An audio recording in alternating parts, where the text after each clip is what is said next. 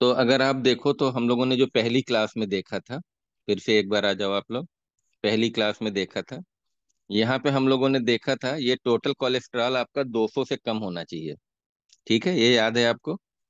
Total cholesterol आपका 200 से कम होना चाहिए। और एलडीएल जो है आपका, ये बैड कोलेस्ट्रॉल कहलाता है, ये 100 से कम होना चाहिए। तो ये आपको याद रखना, ये दो ही मेन है आपके। एलडीएल पे हमारा मेन फोकस है। तो टोटल कोलेस्ट्रॉल आपका 200 से कम हो और एलडीएल कोलेस्ट्रॉल 100 से कम हो। ठीक है। अब अगर किसी का एलडीएल बढ़ा हुआ है, मान लो 100 से 110 हो गया, 120 हो गया, 160 हो गया, तो हमें स्टैटिन कब शुरू करना है? ठीक है, तो एलडीएल का लेवल अगर बढ़ा हुआ है तो स्टैटिन कब शुरू करना है ना? ये सब आज हम लोग बात करने वाले हैं। तो आ जाते हैं हम लोग लास्ट पेज पे। ये ठीक है। तो आप देखो, ये एक आपकी डिटेल टेबल है। वो पहले जो मैंने आपको बताई थी वो छोटी टेबल थी, ये बड़ी टेबल है। तो यहाँ पे टोटल कोलेस्ट्रॉल, ठीक है, टोटल कोलेस्ट्रॉल। और टोटल कोलेस्ट्रॉल अगर आप बात करते हैं तो 200। और एलडीएल की अगर आप बात करते हैं, एलडीएल कोलेस्ट्रॉल, तो एलडीएल कोलेस्ट्रॉल आपका कितने से कम होना चाहिए? 100 से कम होना चाहिए। तो हम लोगों को दो पे फोकस करना है आज, टोटल कोलेस्ट्रॉल और एलडीएल कोलेस्ट्रॉल पे। ठीक है। अब आप देखो कि हम लोग कब हाई मानते हैं। तो ये ऑप्टिमल या डिजायरेबल है हमारा। फिर एक है बॉर्डर लाइन हाई, फिर एक है हाई, और एक है वेरी हाई। राइट। तो यहाँ पे आपको ये ध्यान देना है ना? तीन कैटेगरी है, बॉर्डर लाइन हाई, हाई और वेरी हाई।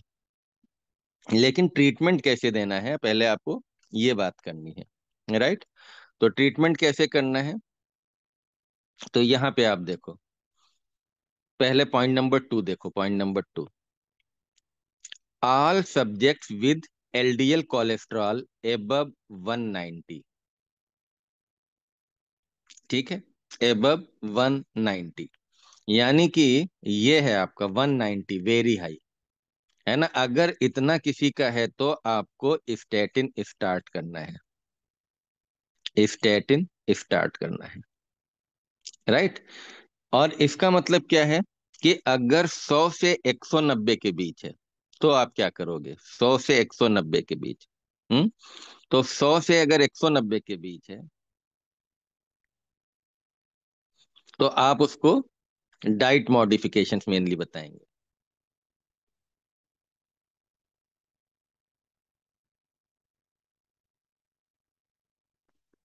ठीक है, लाइफ स्टाइल मॉडिफिकेशंस बताएंगे। पर स्टैटिन नहीं शुरू करना है। स्टैटिन आपको कब शुरू करना है ना? 190 से ऊपर हो जाए। लेकिन यहाँ पे एक ट्विस्ट है थोड़ा सा, उस ट्विस्ट को हम लोग सीखेंगे। पहला ट्विस्ट क्या है? पहला ट्विस्ट ये है कि अगर कोई भी हमारा डायबिटिक पेशेंट है, कोई भी डायबिटिक पेशेंट है जिसकी उम्र 40 साल से ज्यादा है, तो उसका एलडीएल कुछ भी हो, ठीक है, अगर उसका 100 है या 90 है या 70 है, हमें तब भी स्टैटिन देना है। क्यों देना है? क्योंकि हमने आपको पहले भी बताया था, है ना? तीन चीजें आपको पहले से भी रटा रखी हैं मैंने।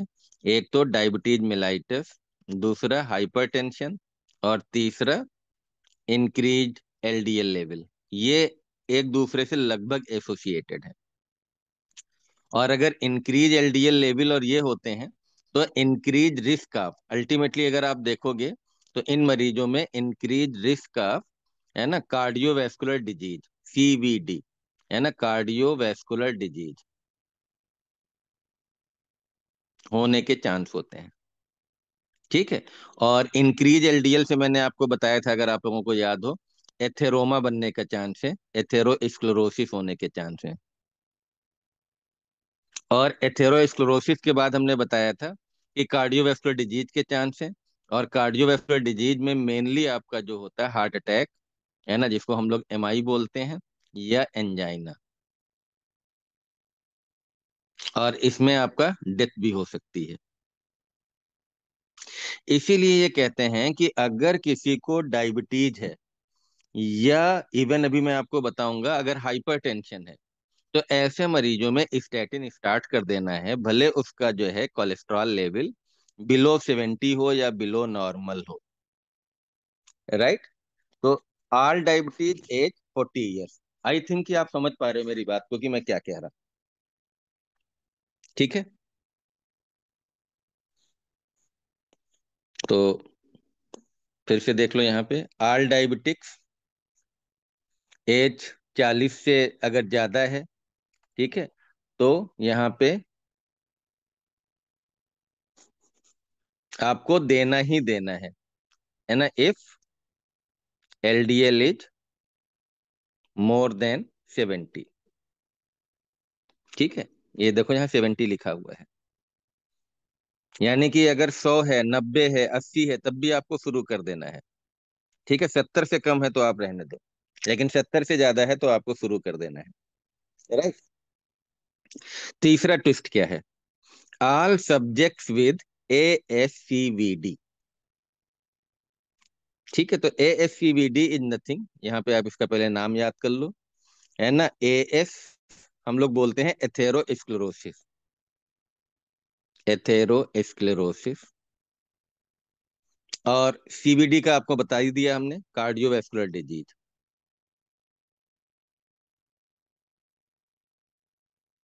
Cardiovascular disease. ठीक है।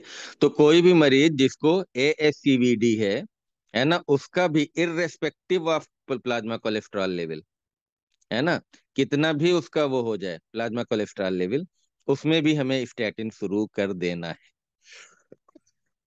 राइट। तो अब आई थिंक कि आपको समझ में आ गया कि आपको स्टैटिन कैसे देना है। अब ये रिस्क ऑफ ASCVD क्या है? ठीक है। तो रिस्क फैक्टर भी मैं आपको बता देता हूँ।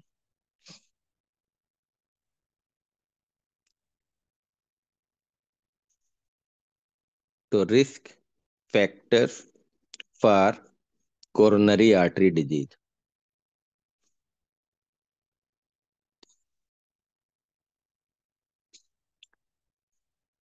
एक्चुअली ये कैलकुलेटर एक होता है, वो बताऊंगा अभी मैं, है ना।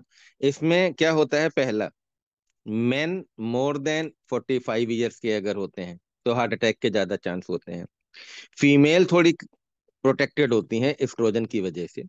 तो वुमेन्स में जो हम लोग एज लेते हैं वो 55 ईयर, क्योंकि एस्ट्रोजन हमारा थोड़ा सा प्रोटेक्टिव होता है। ठीक है। या इसके अलावा फैमिली हिस्ट्री अगर हो, फैमिली हिस्ट्री,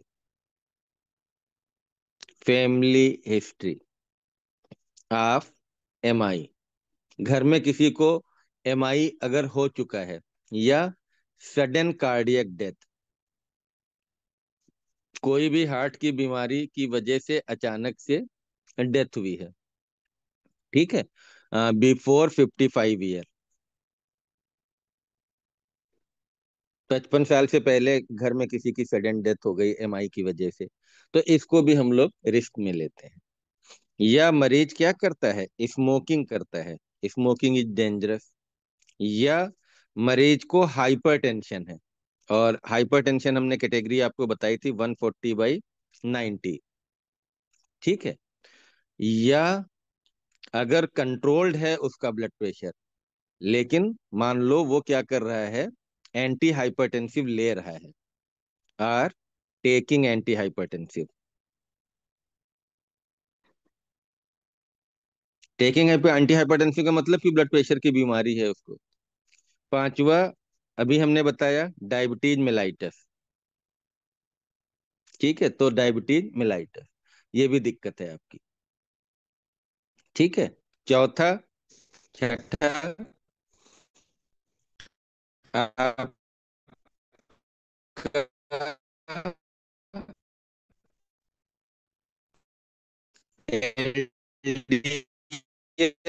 लेवल बढ़ा हुआ है, हाई LDL का ज्यादा है। ठीक, इस फैक्टर पे आ जाता है। ठीक है। तब भी आपको ट्रीटमेंट स्टार्ट कर देना है। अब आप रिस्क फैक्टर में आ गए। या आपका HDL कम है, लो HDL, HDL हमने बताया था गुड कोलेस्ट्रॉल। तो मान लो ये 40 से कम है, less than 40, milligram per deciliter in men and more than 50 milligram per deciliter in women। ठीक है। यह आठवां ओबिसिटी है। ओबिसिटी। ठीक है।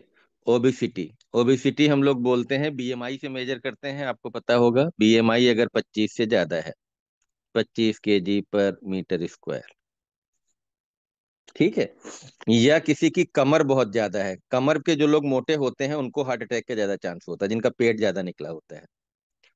ठीक है। तो अगर कोई 40 इंच से ज्यादा की पैंट पहन रहा है, ठीक है, और अगर कोई फीमेल है, ये तो मेन के लिए है, और फीमेल अगर 35 इंच से ज्यादा की कोई वो पहन रही है, तो ये वुमेन के लिए है। ये सब आपके क्या कहलाते हैं? रिस्क फैक्टर हैं कोरोनरी आर्टरी डिजीज। ऐसे लोगों को हार्ट अटैक के चांस या एंजाइना के चांस होंगे। ठीक है। फिर आप देखो, अगर तो इसका एक एक्चुअली रिस्क कैलकुलेटर होता है। अब उतना ज्यादा आपको मैं नहीं बता रहा हूँ क्योंकि उतना जरूरत नहीं है, है ना। तो ये आपको जो याद रखना है, ये रिस्क फैक्टर है, और अगर ये रिस्क फैक्टर है तो हम लोगों को स्टेटिन दे देना चाहिए, है ना। और तीन हमने आपको बताया कि अगर ओवरऑल हेल्दी आदमी है, ओवरऑल हेल्दी आदमी है, तो हमें 190 पे शुरू करना है। लेकिन अगर उसको रिस्क फैक्टर है, ये ASCVD वाले जो अभी मैंने आपको बताया, ठीक है, तो चाहे कितना भी उसका कोलेस्ट्रॉल लेवल हो, है ना, हमें स्टार्ट कर देना है। और या अगर डायबिटीज है और 40 साल से ज्यादा है, तो हमें स्टैटिन स्टार्ट कर देना है। तो आपको समझ में आ गया स्टैटिन कब और कैसे देना है? तो एक बार चैट सेक्शन में आ जाओ।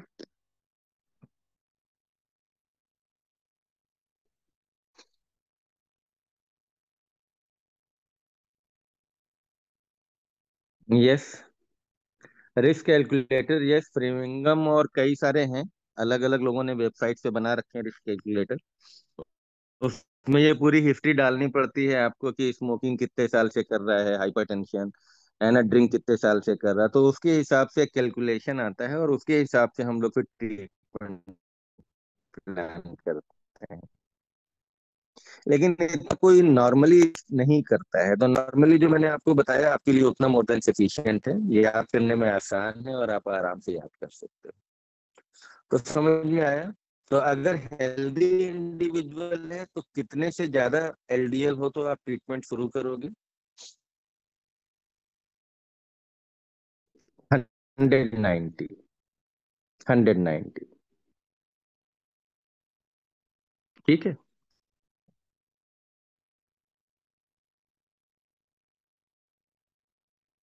ये बिल्कुल आप लोग रट लो अच्छे से। डायबिटीज में कितने साल के बाद स्टेटिन शुरू? डायबिटीज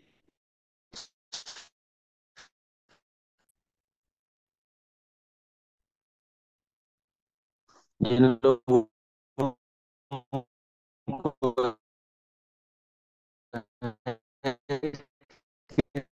कितने साल के बाद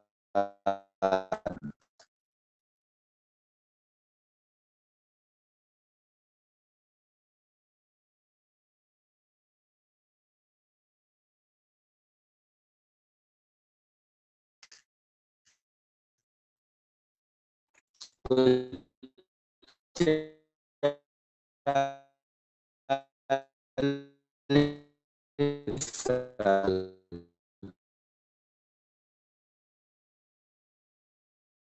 के बाद कोई भी आदमी जिसको डायबिटीज है, ठीक है, 40 साल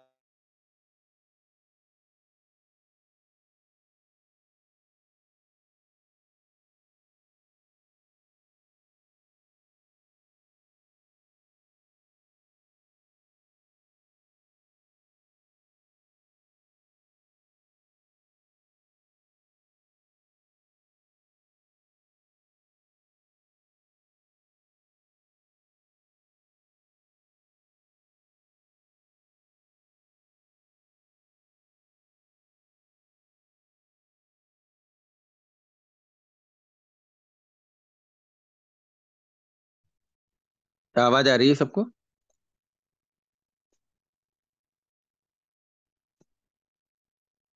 अभी सही हो गई आवाज क्या? ठीक है। एक्चुअली शायद कुछ नेट में प्रॉब्लम है। I will manage tomorrow. ठीक है, कल मैनेज कर लेंगे। ठीक है। चलो तो अभी थोड़ा सा और बता देता हूँ, है ना। स्क्रीन शेयर करता हूँ, थोड़ा सा और बता देता हूँ।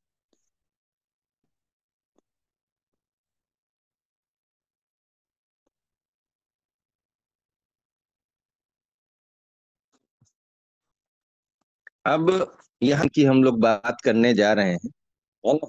और अगर आप देखो यहाँ पे क्लासिफिकेशन में,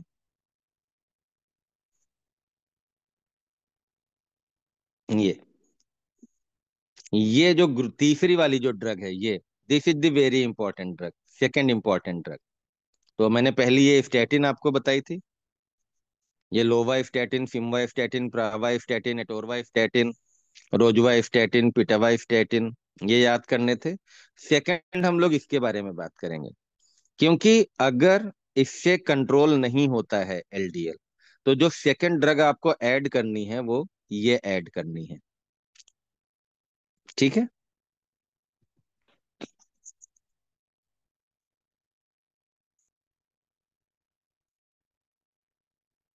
तो जो सेकंड ड्रग ऐड करनी है वो आपको एजिटिमाइब ऐड करनी है, राइट। तो हम लोग एक कॉम्बिनेशन देते हैं, आज हम लोग पढ़ेंगे अभी फटाफट, है ना। Statin plus एजिटिमाइब।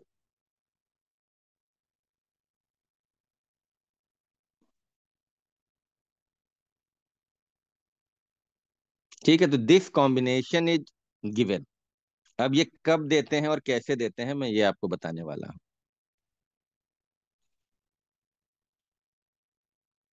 तो next very important drug, एजिटिमाइब।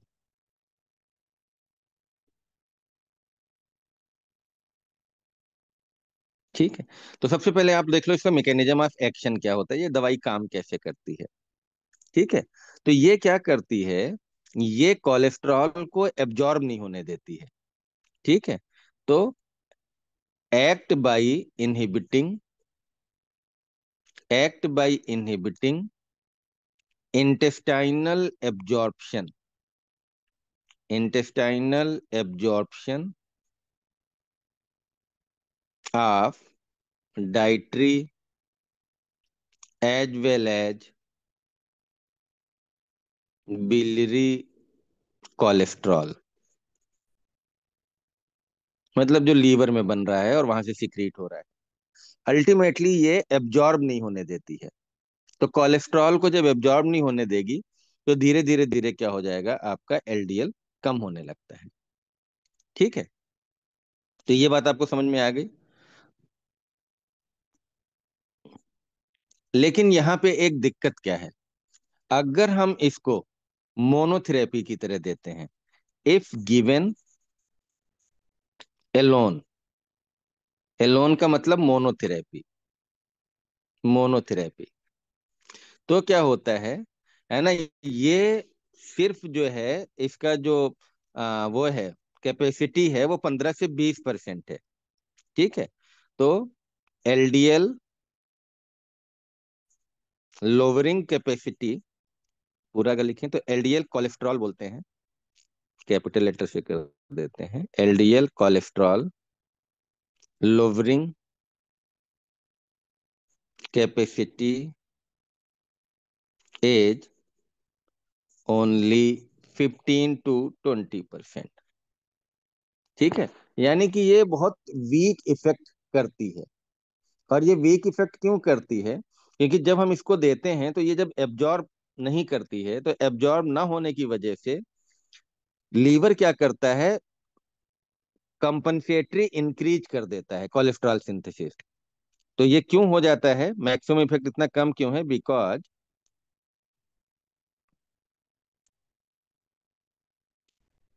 There is compensatory increase,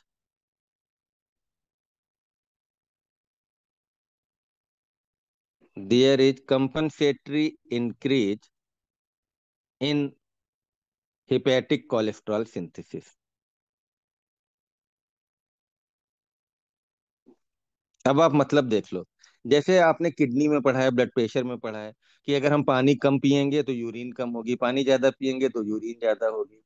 blood pressure अगर हमारा बढ़ने लगता है तो उसको कम करने की मैकेनिज्म है, कम होने लगता है तो बढ़ाने की मैकेनिज्म है। यहाँ पे सेम चीज है। जब हमने इस ड्रग को दिया तो जो हम लोग डाइट में खा रहे थे उसने उसको इनहिबिट कर दिया, एब्जॉर्ब नहीं होने दे रहा है। तो लीवर क्या करेगा, कंपनसेटरी इंक्रीज करने लगेगा। तो जिसकी वजह से क्या होता है कि ओवरऑल इफेक्ट ये बहुत ज्यादा नहीं आ पाता है, केवल 15 से 20% ही आता है। लेकिन मजेदार की बात क्या है कि अगर हम इसके साथ में स्टैटिन दे दें तो ये जो लीवर सिंथेसिस है ये रुक जाएगी। तो इफ स्टैटिन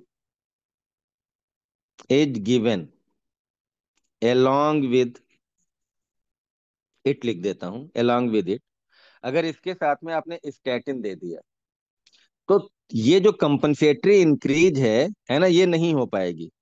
क्योंकि स्टैटिन क्या करता है, स्टैटिन खुद कोलेस्ट्रॉल सिंथेसिस को इनहिबिट करता है। तो LDL then, LDL lowering capacity, capacity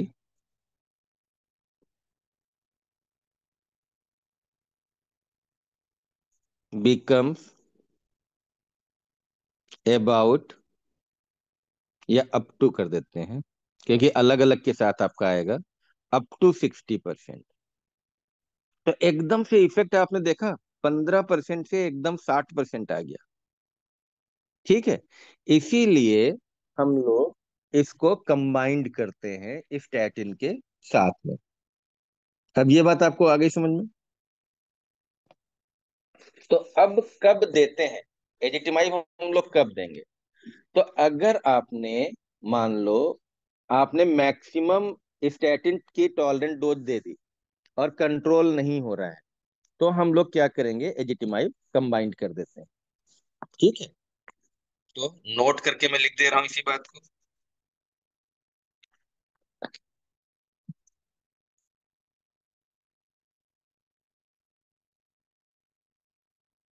ठीक है, add एजिटिमाइब,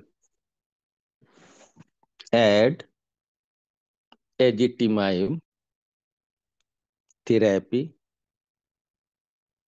to maximally, to maximally tolerated statin therapy.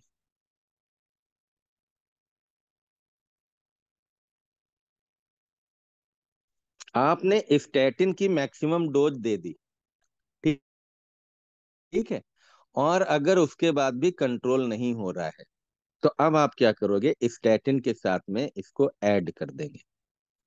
या किसी को स्टैटिन से कम डोज पे ही साइड इफेक्ट आने लगे, टॉलरेटेड आप समझ गए, हम कितना स्टैटिन टॉलरेट कर पा रहे हैं। जैसे मान लो एटोरवा स्टैटिन है, एटोरवा स्टैटिन की डोज हमने क्या बताया था, एटोरवा, तो एटोरवा की जब हमने डोज बताई थी आपको, वो बताई थी कि लगभग हम लोग 10 मिलीग्राम से 80 मिलीग्राम तक दे सकते हैं। तो अगर मरीज 80 मिलीग्राम ले पा रहा है और उसके बाद भी एलडीएल कोलेस्ट्रॉल उसका कंट्रोल नहीं हो रहा है, तो आप क्या कर सकते हो, ऐड एजिटिमाइब।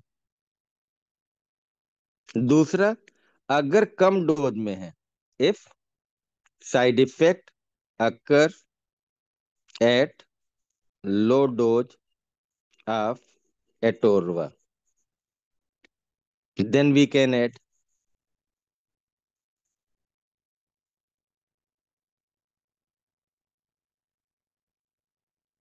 ठीक है, अब आप समझ में आ गई। एजिटिमाइब स्टार्टिंग में इसलिए नहीं देते हैं क्योंकि एजिटिमाइब से ओवरऑल मायोकार्डियल इंफाक्शन या एंजाइना का रिस्क कम नहीं होता है। जो हार्ट अटैक का रिस्क कम करता है वो स्टैटिन कम करता है। तो स्टैटिन ही हमारी फर्स्ट लाइन ड्रग है। आफ्टर जब स्टैटिन आप काम नहीं कर पा रही है, आपको तब जो है ये जोड़ना है। तो आपको समझ में आ गया। तो हम लोगों ने ये पढ़ा आज कि एलडीएल का अगर किसी का लेवल ज्यादा है तो हम लोग कैसे कंट्रोल करेंगे। मेनली दो ड्रग मैंने बताई, statin, and if it is not controlled with statin then it can be ezetimibe can be added with statin. कल हम लोग पढ़ेंगे अगर किसी का वीएलडीएल ज्यादा है या किसी का ट्राइग्लिसराइड ज्यादा है या एचडीएल किसी का कम है तो क्या ट्रीटमेंट करेंगे। तो ये रिपोर्ट का एक पार्ट हो गया। ठीक है। कल हम लोग बाकी एलडीएल के अलावा जिनका वीएलडीएल बढ़ा है या जिनका ट्राइग्लिसराइड बढ़ा है या गुड कोलेस्ट्रॉल जो एचडीएल है वो कम है ना, तो हम लोग क्या क्या ट्रीटमेंट करेंगे। तो कल लास्ट लेक्चर होगा, कल हम लोग फिनिश कर देंगे। ठीक है। तो आप लोग जब तक इतना पढ़ लें, इतना याद कर लें। राइट, कोई क्वेश्चन है तो आप पूछ सकते हो।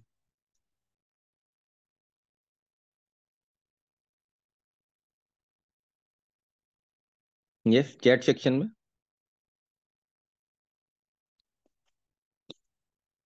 ट्रीटमेंट आपका क्लियर हो गया ना, स्टैटिन कब देना है, किन मरीजों को देना है। कोई कंफ्यूजन।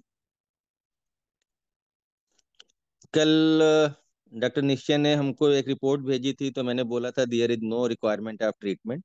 निश्चय आई थिंक कि आपको समझ में आ गया होगा कि ट्रीटमेंट की जरूरत क्यों नहीं थी उस रिपोर्ट में। क्योंकि थोड़ा बहुत एलडीएल बढ़ा हुआ